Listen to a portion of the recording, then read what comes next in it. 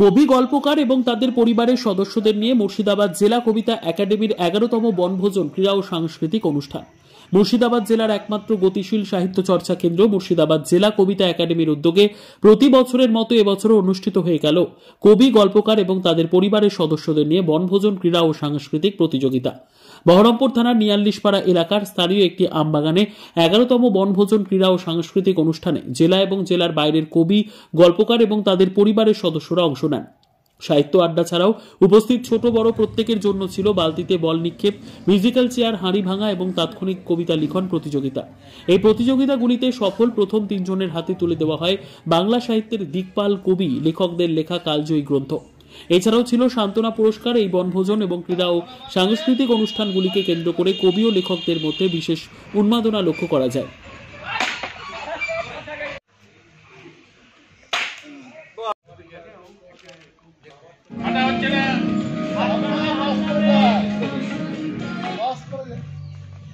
আজকে হচ্ছে মুর্শিদাবাদ জেলা কবিতা একাডেমির 2014 সাল থেকে যারা কবি, যারা লেখক, তারা এবং তাদের পরিবারের যারা সদস্য, তাদের নিয়ে একটা বনভোজন করে থাকে। শুধু বনভোজন বললে ভুল হবে, সেই সঙ্গে বিভিন্ন রকম কিছু ক্রীড়া প্রতিযোগিতা, সাংস্কৃতিকমূলক প্রতিযোগিতা থাকে, যেগুলো প্রায় ছোটোবেলায় যে সমস্ত প্রতিযোগিতাগুলোর সঙ্গে আমরা যুক্ত থাকি, সেরকম যেমন মিউজিক্যাল চেয়ার, হাঁড়ি ভাঙা, তারপরে তাৎক্ষণিক কবিতা লেখা, তারপর বালতিতে বল খেলা ইত্যাদি যে সমস্ত খেলাগুলো আমরা খুব ছোটোবেলায় সঙ্গে আমরা যুক্ত, সেগুলোই আবার যাতে আমাদের ফিরে আসে, সেই শৈশব কৈশোর, সেই স্মৃতিকে মাথায় রেখে বা ধরে রাখতে আমরা এই বনভোজনের পাশাপাশি সেগুলো সেখানে হয়ে থাকে। এবং যারা এই সমস্ত ক্রীড়া প্রতিযোগিতাগুলোতে প্রথম, দ্বিতীয়, তৃতীয় হয়, তাদেরকে পুরস্কৃত করা হয়, সেই সঙ্গে বিশেষ সান্ত্বনা পুরস্কার দেওয়া হয়।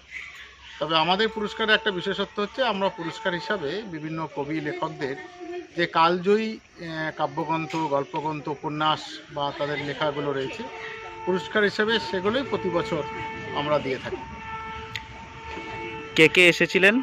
আজকে আমাদের মূলত যারা মুর্শিদাবাদ জেলা কবিতা একাডেমির সঙ্গে যুক্ত, সেই 1999 সালে স্থাপিত মুর্শিদাবাদ জেলা কবিতা একাডেমির সঙ্গে যারা প্রথম থেকে আছে বা এখনও রয়েছে, সেরকম নবীন প্রবীণ কবি, লেখক, গল্পকাররা এসেছিলেন।